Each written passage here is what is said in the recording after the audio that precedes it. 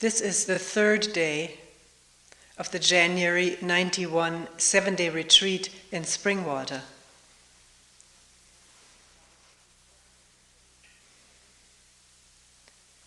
I've written down a few questions again. And I wanted to say before reading them, if you feel that your question hasn't been expressed as well as you would like to hear it expressed, no one has said that, but I'm just saying it, then please write it down and give me the sheet of paper. That saves me a lot of time and energy.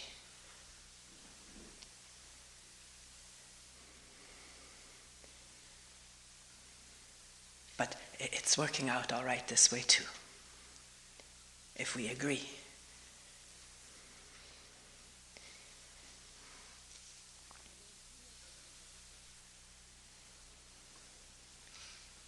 I don't feel I can let go of my defenses because they do protect me of being hurt.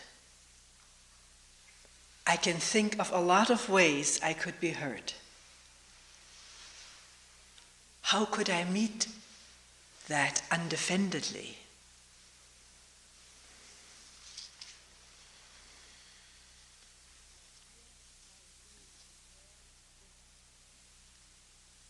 I feel I am being compared with others, which causes me pain and upset.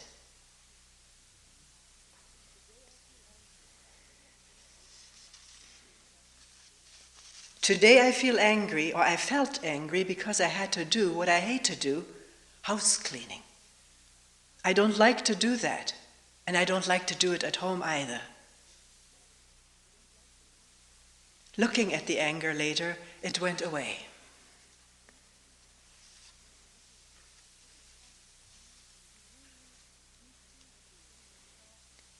Is it possible to really deeply feel the sadness, the sorrow of human beings caught in all the conflicts and cruel wars?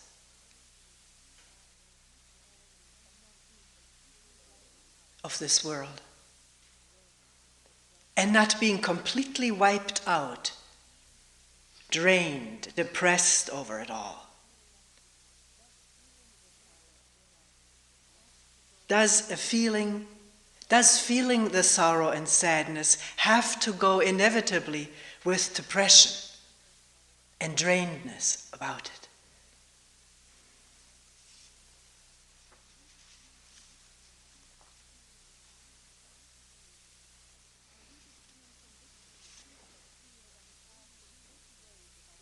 Are we becoming conditioned to think and feel and talk in certain ways about ourselves by having you, and only you, Toni, talk every day of every retreat here? I'm afraid of getting conditioned that way.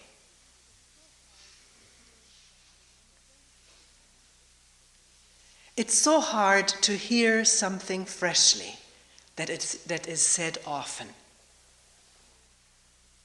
Why is that so difficult?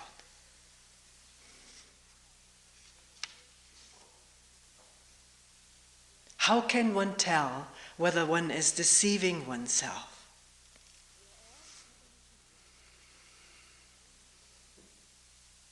We are all heavily conditioned. That is a question I picked from yesterday because it fits into this group. We are all heavily conditioned. Do we have to become ever more conditioned as we live on? Or can there be a way of living without becoming conditioned by it? And I'm adding this question: what is conditioning?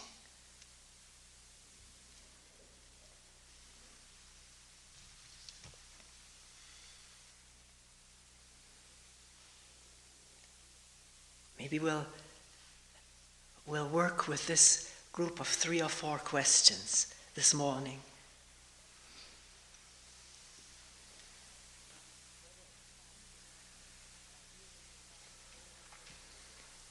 Whether in fact it happens by hearing talks over and over, one person, all 7 days of a retreat.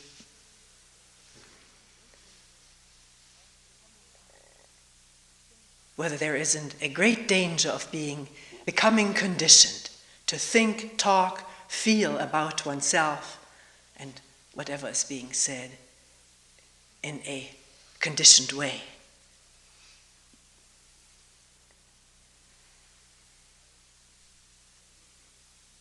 And the other questions fit in there.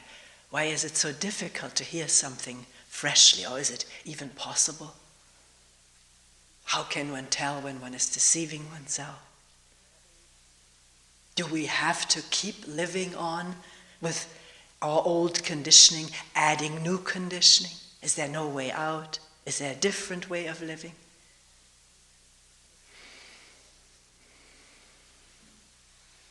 We'll return to the first question, whether listening to talks conditions the mind to think, feel, and talk in the same way.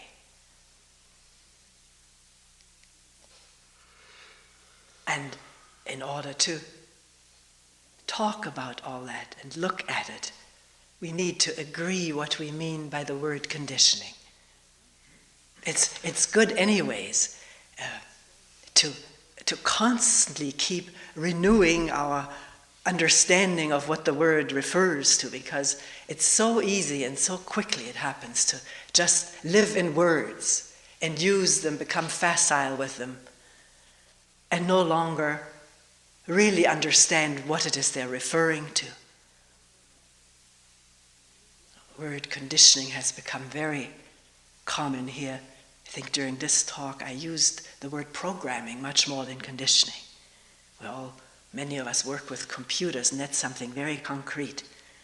Push in a program in there, the computer responds in a very definite way according to the program that has been put into it. So by programming or conditioning, we mean responding to a situation or a person now in accordance with an old pattern that was established prior to this condition, prior to this situation, prior to meeting this person or being with oneself now.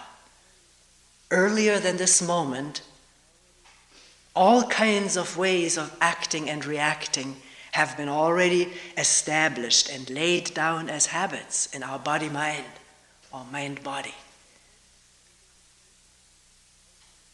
How have they been laid down? Why have they been laid down, these programs, patterns, patterned ways of responding? A big factor is praise and blame, reward and punishment, pleasure and pain. The organism already inherently is conditioned to respond to those influences, to withdraw or avoid pain, and to go for pleasure, to seek it out, to continue it. And for human beings, maybe also for animals, to remember it, both the pain and the pleasure. This is how we've learned a lot, maybe most of our habits, which we now call programs or conditionings. Something was rewarded or praised or was pleasurable, and automatically there's a wanting to continue it, wanting to have it again, either directly or in fantasy.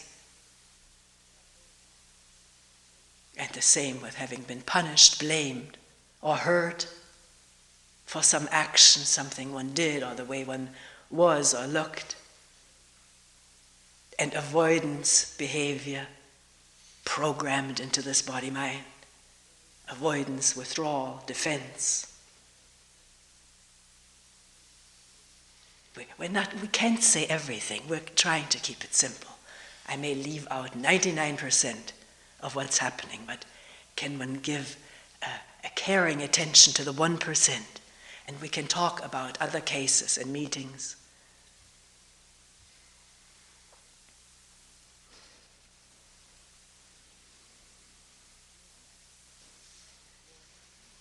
could say, well, we're not just programmed by reward and punishment. The organism programs itself through imitation. Already happening with animals that have not all instincts in place when they are born or hatched. They learn from mother or father how to swim, how to fly. The imitative response is strong in all higher living beings. Higher meaning on the evolutionary scale. And it isn't just when we're little and out of the shell. It goes on. We are prone to imitate. But particularly when we're little, it's amazing to observe our grandchildren, how they pick up the language, the gestures, the sound of voice from each other, but particularly their mother and father, the contents of what they say, the intonation of it. We observed our granddaughter who was not participating in a conversation at all. She was sitting way off someplace. But every once in a while, when a phrase caught her fancy, she would repeat it that we had said at the table. And as almost like rehearsing, like a singer rehearsing, a coloratura. She'd go over and you had the feeling there was great pleasure involved in that. She didn't look whether we were watching her. It happened on its own. She'd laugh if we laugh. Try to laugh in the same way. That's how we learn. So now here we're together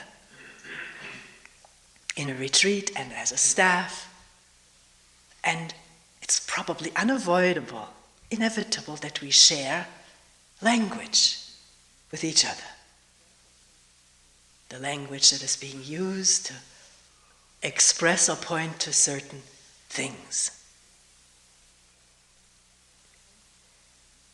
I'm not rationalizing it or defending it. We're looking at it. It happens. It happens wherever people are together sharing some task or work.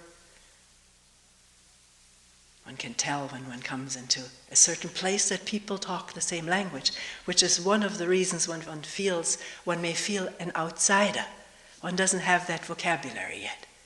And with that come feelings of excludedness or inferiority, and the drive also to pick up that language, to be like them, like the others. This doesn't all happen consciously, but it happens. And one can use a certain language consciously or unconsciously to keep outsiders remain outsiders and feed that feeling of being the in-group by using words one knows the others don't understand.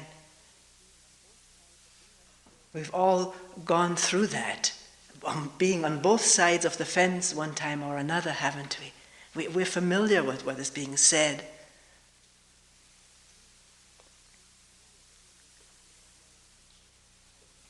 So, talks are given, and even though there is a real desire on my part to use fresh words,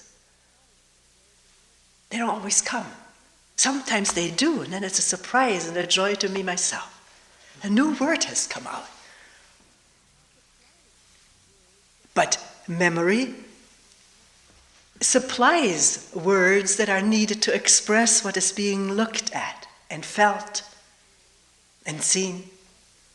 Memory is actively supplying. It is accessible also to supply examples, to illustrate something one is trying to say.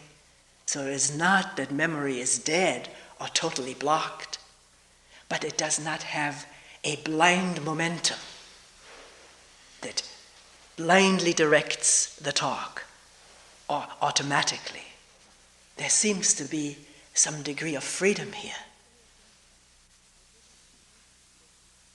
And let me say again, as I did on the first day, that these talks are not given to indoctrinate people, to create followers, people who talk like I do, so that I feel support from that. I don't at all. I'm just as pleased with a new word coming out here as when someone else uses a fresh word. Sometimes people give me books which deal with the same problems, and it's nice to read some different language. On the last day, we usually read from two people who have different language. So it's not my intention to make people into followers. On the contrary, there's no such intention. This is not the essence of this work. The essence of this work is that we human beings learn to see and think and act freely. Not out of conditioning, not out of programmed responses, but out of clarity at this moment, which is not possible when all the old automatic responses are at work.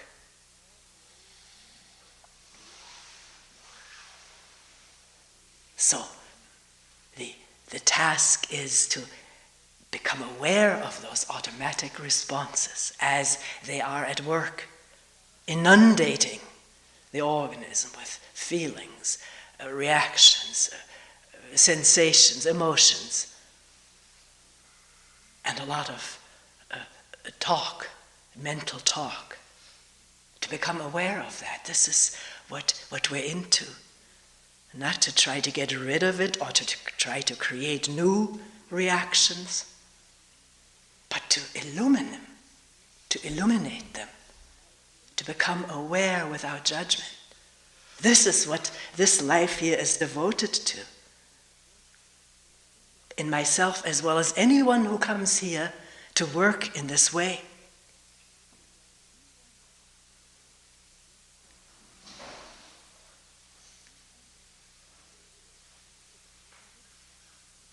So how can one listen without becoming conditioned? Which means just using automatically a new way of posing problems, stating things about the me, the self, and without becoming compelled unseeingly to use language imitatively. That's the problem, isn't it? Like one person says, how do I know that I'm or am not deceiving myself? Meaning, thinking I understand something, but I just understand words and I don't see it. That's the danger. Because the intellect can be very clear, very sharp. But it cannot provide the directness, the immediacy of understanding, which is non-verbal, even though we're talking about it right now. That's verbal. But the direct understanding is not verbal.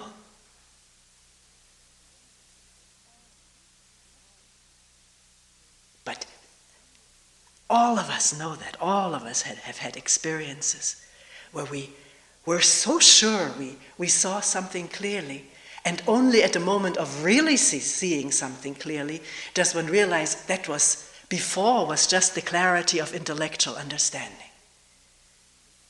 I didn't see it clearly. I just thought I did. And no one can do that for us, no matter how emphatic or passionate or charismatic or whatever. What can be produced through force is illusion, imitation, imagination, or deception. That can be produced by force, making people believe in something.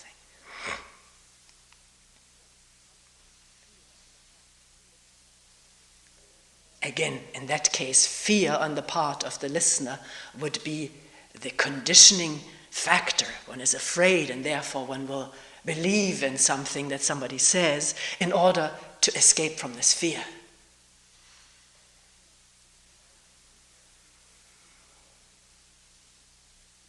One could see over television these last heavy days that many of us watched. More and more bowing heads in prayer, prostrating in prayer. Everybody praying to their God to help them in their righteous war.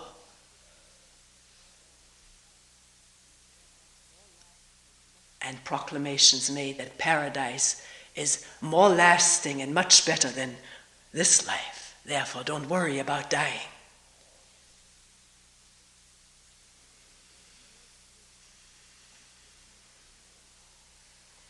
Can it become clear that there is no request here, no demand to believe anything that is being said?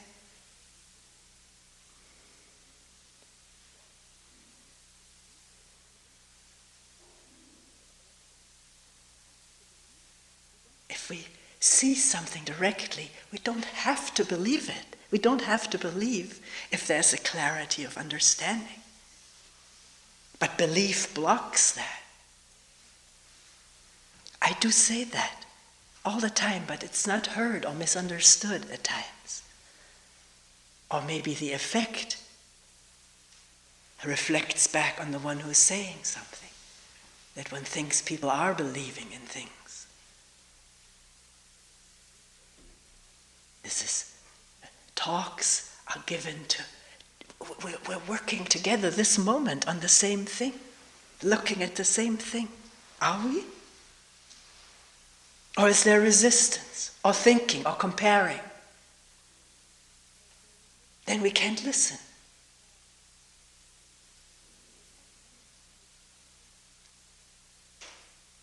So how can one listen without becoming conditioned by what is said, what is heard? First of all, by not believing it. If it's not clear instantly, then by wondering about it, questioning it. And questioning it is not fighting it. Questioning it isn't keeping that question there if it's not clear. Suspended someplace in the brain or wherever. Wondering, is this so? Is this not so? What is she talking about? I think I mentioned in one of the recent retreats how many years ago, reading certain authors, certain things they said just hit me. But I didn't understand what the statement meant. It was totally not clear. But I was wondering, where was he coming from? What did he mean by this? How could a person say something like that?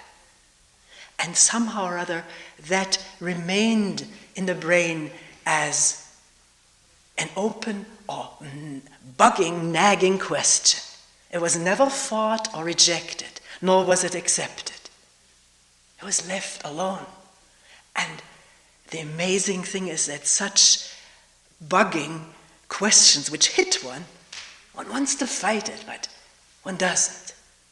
They have a way of working on their own. They leave one no peace. Even if one isn't constantly thinking about it, certainly not repeating it all the time. There was no such thing as repeating these questions like a koan or a practice.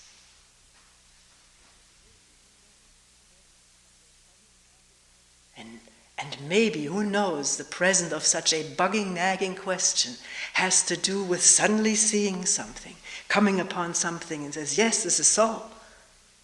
Now I understand what was meant.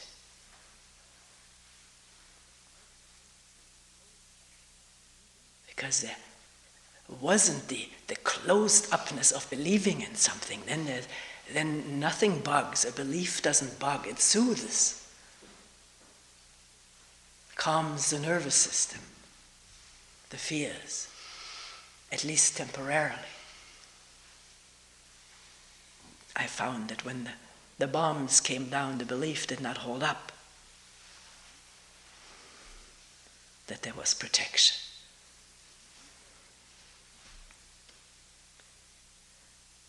One person, we discussed this in a group. One person said, if I remember correctly, what has conditioned him in listening to talks, or has a conditioning power, is to understand something and then make something out of it. And not realizing that subtle mechanism of having made something out of what was at one moment clearly and simply understood, seen.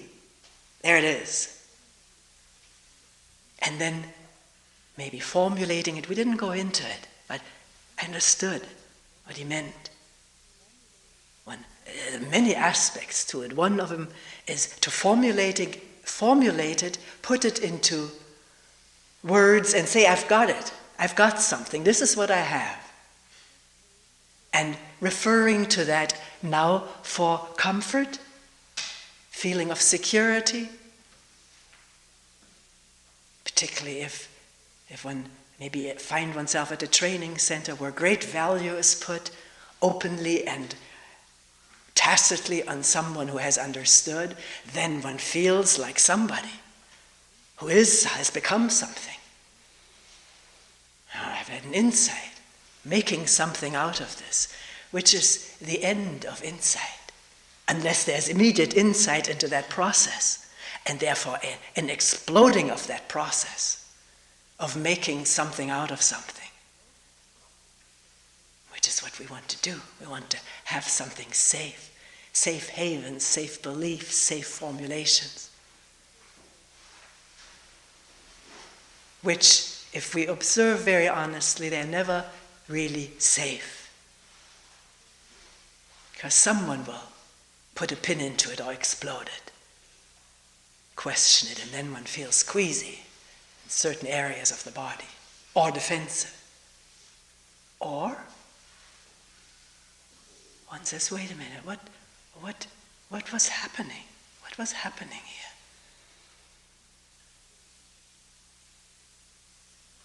And then there's not defensiveness.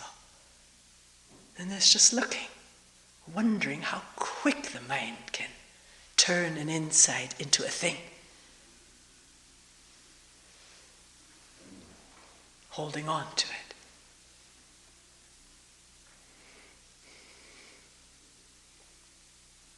So, how can one listen freshly? That was asked too in the meeting.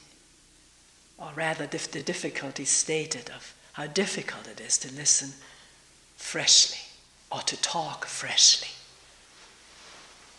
Because we are, as a matter of fact, enormously conditioned by the past to see, hear, talk, act through the mold of the past. And therefore not in touch with the non-molded aliveness of this moment.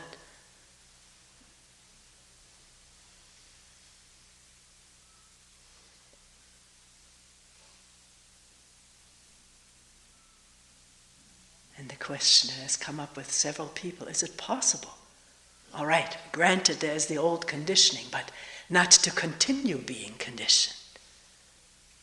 Here in this place, for instance, that's where we are right now. That's a tremendously important question for all of us, none excluded.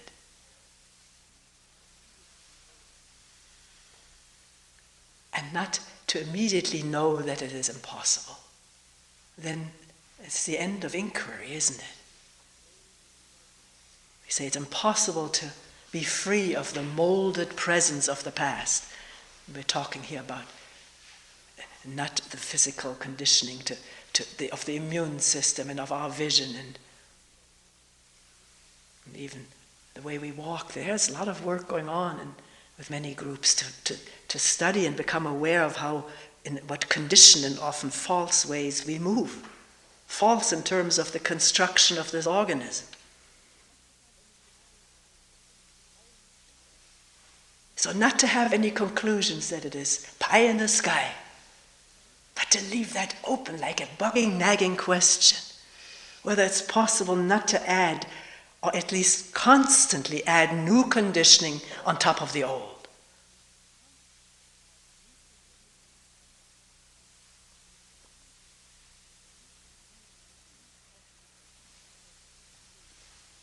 To move through something that's happening, an encounter, an experience, a pain, a fear, sorrow, joy, without making something out of it. Not be numb or defended. We're not talking about it. Just as open and vulnerable as that red flower in the meeting room. So tender, so open, so vulnerable. And yet not make anything out of anything. To feel it, be in touch with it, the pain or the joy. And then, when it's finished, be done with it. Hearing a talk, going with it, moving with it, listening, understanding, not understanding. Not make anything out of it. Just there, this moment of listening.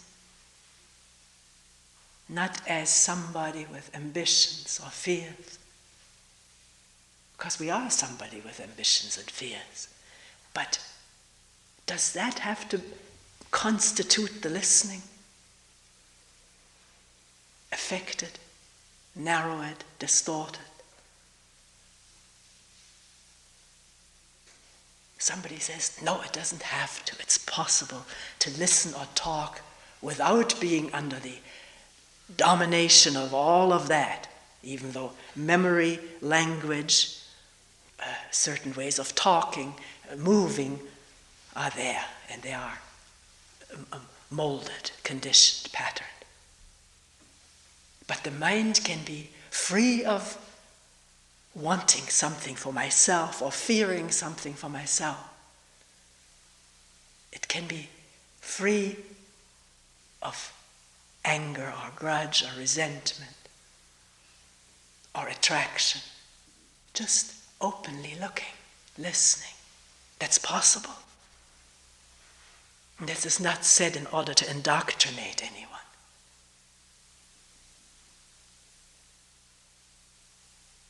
So why do I say it? Is it helpful to hear that every once in a while?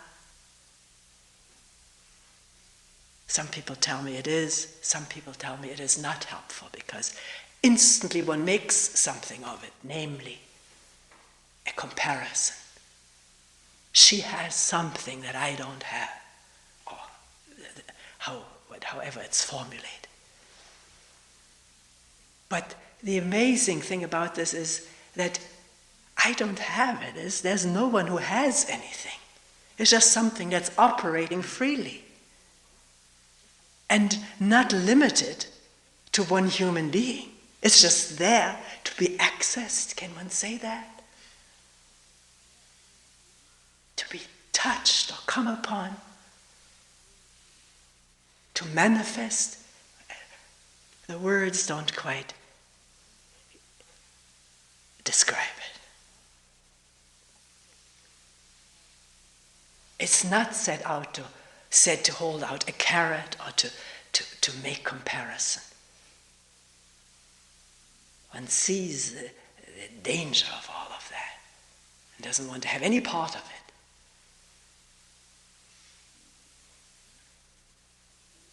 So, how can I listen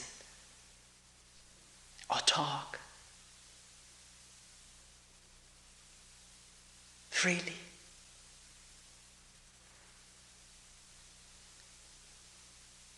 Hear what's said, understanding it or not understanding it. If I don't understand it and want to discuss it, can write it down, bring it up. Maybe I didn't say something clearly, maybe I don't understand something. We can dialogue, discuss at any time. Maybe not right before I'm ready to go to sleep. But I'm very much into this. Not because it's such fun to dialogue, because I see that this is so vitally important in this day and age where we live and exterminate each other with long-distance weaponry, where we don't even have to see who it is we're hitting, which makes it that much easier.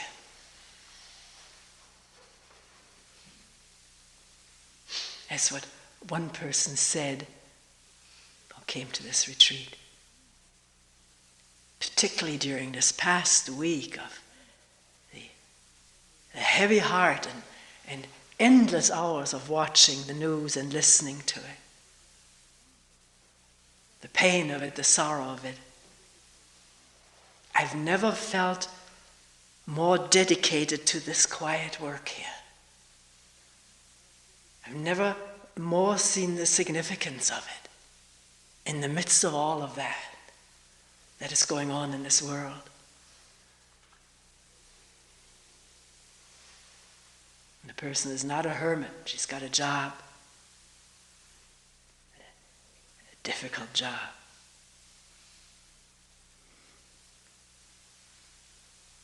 Which also brings a lot of pain.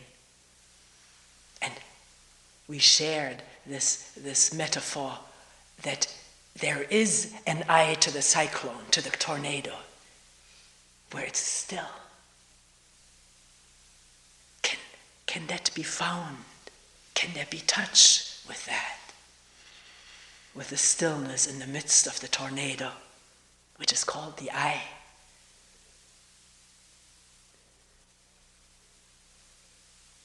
No ambition to have that all the time or to get it, but wonder about it in quiet walking or sitting.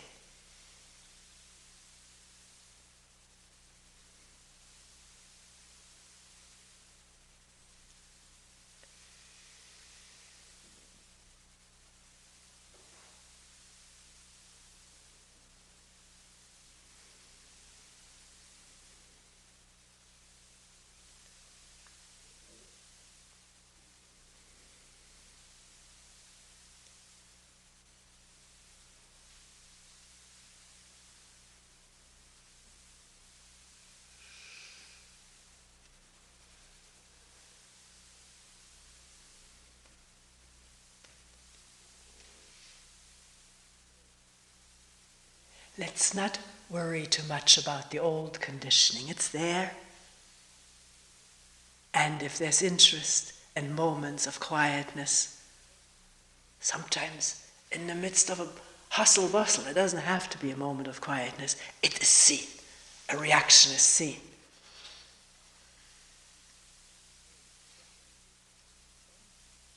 But not to worry, fret over it, and the impossibility of ever getting rid of it. Maybe it doesn't need to be gotten rid of. If this moment, I don't make anything of it, of what is seen and heard. If it's just seen and heard and felt as it is.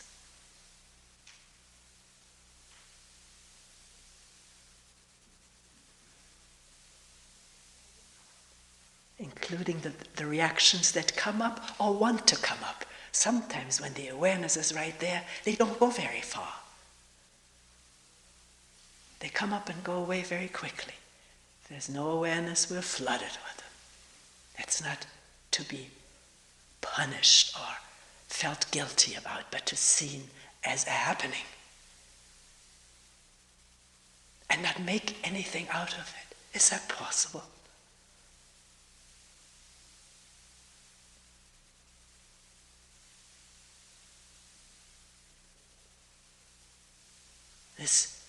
This life, this universe is vast.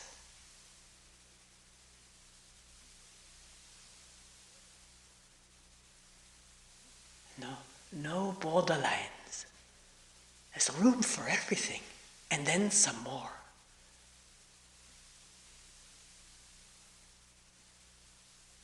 But it doesn't need to be made into a thing. And then it is as empty as the space in which it happens.